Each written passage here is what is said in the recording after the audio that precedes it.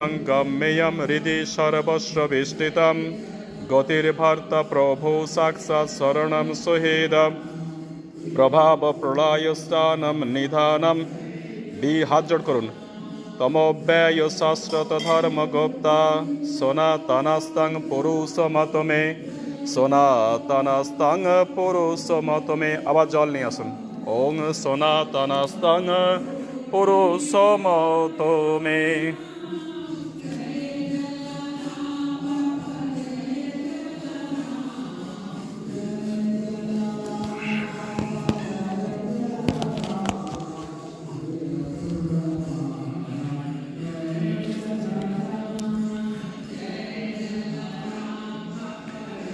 নন্দীকে অভিষেক করো, নন্দীকে নন্দী নন্দী এটা হচ্ছে নন্দী বলে। নেন প্রার্থনা করুন আমার সাথে সাথে। নিজের নাম বলুন, গোত্র বলুন। বলুন অহম মানিক চন্দ্র দাস, পত্নী স্বপ্না রানী দাস, মম পুত্র। নিজের পুত্রের নাম বলুন নয়ন চন্দ্র দাস।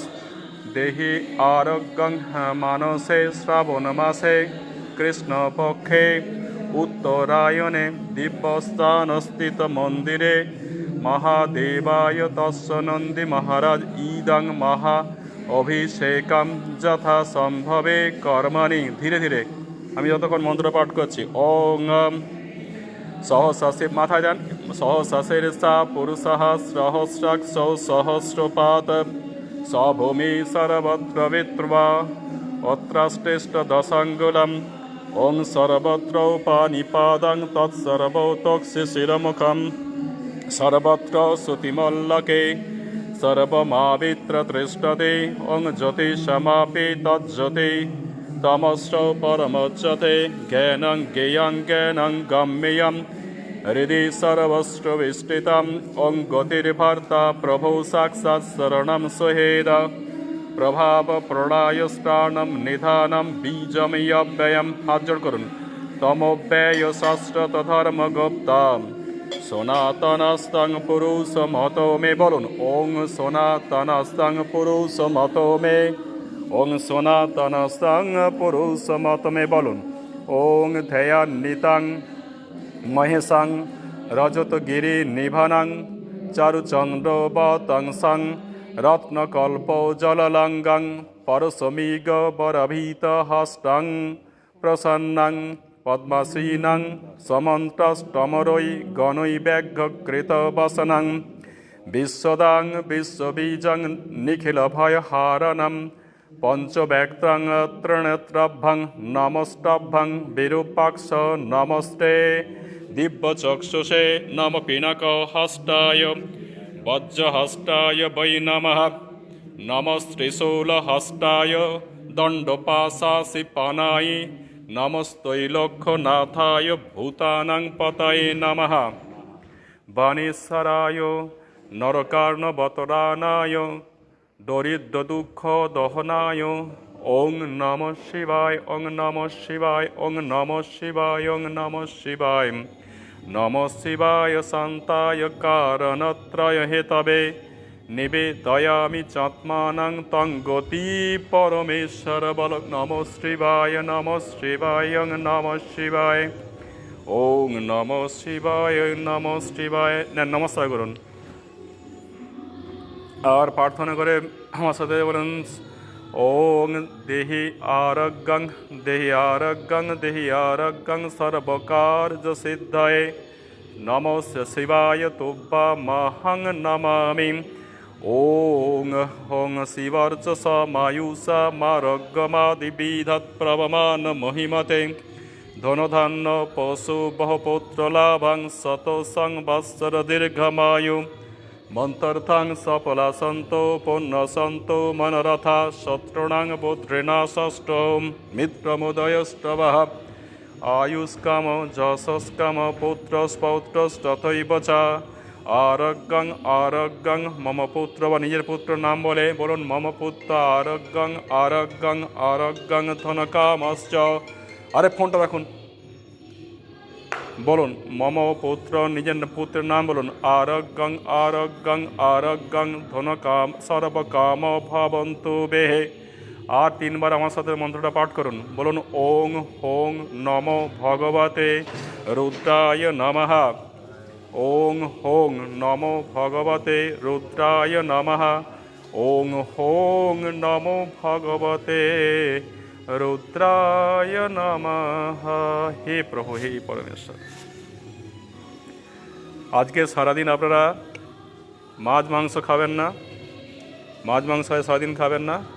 আর যদি পারেন লবণ বর্জিত, যদি খুব অসুবিধা হয় সিন্দুক লবণ আপনারা খাবেন। আর সারাদিন ঠাকুরের নাম করবেন। আজকে আমাদের কার্য সিদ্ধি হবে। আর শ্রাবণ মাসে আমরা বিশ্বাস করি যে এই সময় ভগবান শিবশম্ভু প্রকট হয়, আর এখানেতে ভগবানকে যা বলা হয়, প্রার্থনা করা হয়, সে প্রার্থনা আমাদের পূরণ করেন। তাই 4টে বিশেষ যোগ, যে কালকে এক সোমবার, মানে ভুল হচ্ছে, এবার সামনের সোমবার আর কি, 28 তারিখ সোমবার পড়ছে, 29 তারিখ সোমবার পড়ছে। আজকে তো 26, 27 তারিখ না, 26 তারিখ, 26, 27, 28 তারিখ। 28 তারিখ হচ্ছে আপনার সোমবার, তারপরে আসছে 4 তারিখ, তারপরে হচ্ছে 11 তারিখ।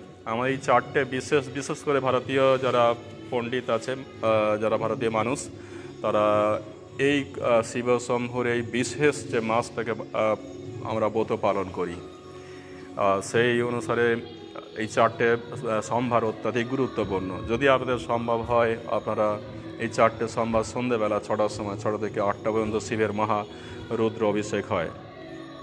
আমরা মহারুদ্র অভিষেক করব 108 নাম, ভগবানের নাম মন্ত্রে। ওই মন্ত্রে ভগবানের যে অভিষেক হয়, ভগবানের যে প্রার্থনা হয়, আমাদের বিশ্বাস যে পুত্র নেই তাদের পুত্র হয়, যারা রোগগ্রস্ত তারা রোগ দূর হয়ে যায়, যারা বন্দী তারা বন্ধন মুক্ত হয়, এবং যারা দরিদ্র তারা দরিদ্রতা দূর হয়ে তারা ধনী হয়, যারা অসুখী তারা সুখী লাভ করে এই মাসটাই। তাই এই মাসে আমরা, আপনারা দেখবেন যে ভিডিওতে দেখবেন কাওড়িয়া যাত্রা বলা হয়, আমরা উত্তর ভারতে হয় এটা।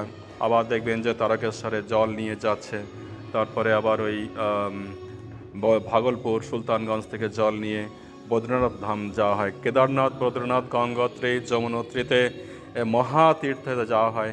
তারপরে অমরনাথ যাত্রা হয়, কৈলাস মানস সরোবর যাত্রা হয়ে থাকে। বিশেষ করে আমার বেশ সৌভাগ্য যে আমি যখন খুবই ছোট অবস্থায় ছিলাম আর কি, তখন তো আপনারা জানেন যে আমি বাইরে মানে ঘর ছেড়ে চলে গিয়েছিলাম। তো আমার সৌভাগ্য ছিল কেদারনাথ, বদ্রীনাথ, গঙ্গোত্রী, যমুনোত্রী, অকিমঠ, যোশীমঠ, এগুলো সমস্ত কিছু আমার দেখা আর কি। মানে ভগবান অনেক আশিস কি পায়, এগুলো অল্প বয়স না হলে এগুলো উপরে যাওয়া মুশকিল আর কি। খুব 5000 ফিট হাই, মানে অক্সিজেন লেভেলটা খুব কম। তা ওখানে কী হয় যে হেঁটে যেতে হয়। আমি হেঁটে গিয়েছিলাম, নীলকণ্ঠ মহাদেবেতেও আমি হেঁটে গিয়েছিলাম। আর অমরনাথ যাত্রা তো অনেকেই যেতে পারে, কিন্তু কৈলাস যাত্রা আরও কঠিন আর কি। কৈলাস যাত্রা, কৈলাস পরিক্রমা, তারপর শেষ হইল মল্লিকার্জুন, সোমনাথেশ্বর, ওঙ্কারেশ্বর, মমলেশ্বর, এই যে দ্বাদশ যে জ্যোতির্লিঙ্গ, এই জ্যোতির্লিঙ্গ মহাকালেশ্বর, এইসব যে দ্বাদশ জ্যোতির্লিঙ্গ, সেই সব দ্বাদশ জ্যোতির্লিঙ্গর সবকটাই আমার ঘোরা আর কি। মানে ভগবানের অশেষ কি পায় যে সেখানে আমি যেতে পেরেছি আর কি। মানে কন্যাকুমারী থেকে হিমালয়, আর ওদিক থেকে সোমনাথ থেকে কামাখ্যা পর্যন্ত প্রায় সমস্ত তীর্থই, মানে ভারতবর্ষের সমস্ত তীর্থই আমার যা গেছে আর কি। তা আমার খুবই বিশ্বাস যে এই মাসটা যারা ভক্তি সহকারে ভগবান শিবশম্ভুর প্রার্থনা করবে, মানে যেটা বলতে চাইছি আর কি, আপনারা বিশ্বাস করেন, বিশ্বাসে মিলায় বস্তু আর তর্কে বহুদূর। বিশ্বাস নিয়ে যদি যারা আসেন এই দীপধাম মন্দিরে, দীপধাম একটা আমার মনে করি পবিত্র তীর্থক্ষেত্র। আর এই সময়তে ভগবান শিবশম্ভু প্রকট থাকে, মনস্কামনা নিশ্চয়ই পূর্ণ হয়। তাদের যেটুকু আপনাদের মনস্কামনা আছে সেটা নিশ্চয়ই পূর্ণ না। 4 তারিখ মানে 28 তারিখে সোমবার পড়ছে, এখানে একটা মহা 1008 মন্ত্রে মহা অভিষেক হয়। দেখবেন যে ফল সব দিকে ভর্তি থাকে। আর 4 তারিখ আসছে, 4 তারিখের পর 11 তারিখ হচ্ছে শেষ শ্রাবণী ব্রত শেষ হচ্ছে। এই শ্রাবণী ব্রততে যেগুলো মূল যে নীতি হলো সেগুলো লবণ বর্জিত খাওয়া, ফল খাওয়া, এবং একটা ওই বিছানায় না শুয়ে থাকা আর কি, নিচে একটা কম্বল পেতে শোয়া, সূর্যের আলোয় যেটুকু পাওয়া যায় সেটুকুই শুধুমাত্র খেতে হয়। মানে কোনো আগুনে পুড়িয়ে বা আগুনে সেদ্ধ করে যা তরকারি রান্না, এগুলো খেতে নেই আর কি। সূর্যের আলোতে যেটুকু আসে, যে ফল হোক আর যাই হোক, এগুলো খেতে হয়। আর তারপর যেমন শস্য, যেমন জাতীয় যে জিনিসগুলো, যেমন রাইস, এগুলো খেতে নেই। আর এগুলো সকালবেলা একবার শাওয়ার নিতে হয়, মানে ঠিক 6টার আগে, আবার সন্ধ্যেবেলা ঠিক সূর্য ডোবার ঠিক সময়, তারপরে আবার একবার শাওয়ার নিতে হয়। পরে এই দুবেলা ভগবানের নাম গুণকীর্তন করতে হয়। আর করলে এই পুরো একটা মাস যদি আপনারা এটা পালন করেন, যে এই ঠাকুরের নাম করেন, কিছু বলার দরকার নেই, শুধু যদি নমঃ শিবায় নমঃ শিবায় নমঃ শিবায় যদি প্রার্থনা করেন, নিশ্চয়ই ওদের মনস্কামনা পূর্ণ হবে। এই আমার বিশ্বাস আর কি। আমি এই সারা ভারতবর্ষ ঘুরে আর এত বছর এই ঠাকুরের সাধনা করে এটাই আমার বিশ্বাস, যদি আপনারা মন ভক্তি শ্রদ্ধা থাকে, তো নিশ্চয়ই আমাদের প্রার্থনা পূরণ হবে।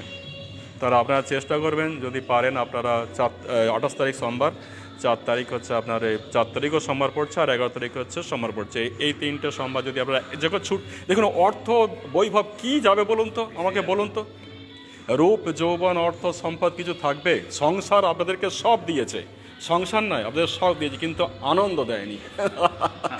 আনন্দ আপনি কেড়ে নিয়েছে। সংসার আপনাকে সব কিছু দিয়েছে, কিন্তু সার দেয়নি, আনন্দ দেয়নি। আর সন্ন্যাস আপনাদেরকে সব কেড়ে নিয়েছে, সন্ন্যাস সব কিছু কেড়ে নিয়েছে, কিন্তু আনন্দ দিয়েছে। এই হচ্ছে পার্থক্য সন্ন্যাস আর সংসার ধর্মের মধ্যে। তো যাই হোক, আপনারা চেষ্টা করবেন। আজ ভগবানের কাছে প্রার্থনা করি, আজ বিশেষ দিন, অত্যাধিক শুভ দিন, নিশ্চয়ই আপনাদের প্রার্থনা পূরণ করুন। আজ যারা আমার এই লাইভ দেখছেন, তারা যদি আমার কথা যদি বিশ্বাস করেন, নিশ্চয়ই আমার দিব্যধাম এক পবিত্র তীর্থক্ষেত্র, তীর্থক্ষেত্রে যদি এই বিশেষ দিনগুলোতে যদি আপনারা ঠাকুরের কাছে এসে প্রার্থনা করেন, যেমন আজকে 1008 মন্ত্রে যে মহা অভিষেক করা হয়, সেই মহা অভিষেকেতে নিশ্চয়ই অভীষ্ট ফল আপনারা পাবেন। ভালো থাকুন। হর হর মহাদেব, নমঃ শিবায়।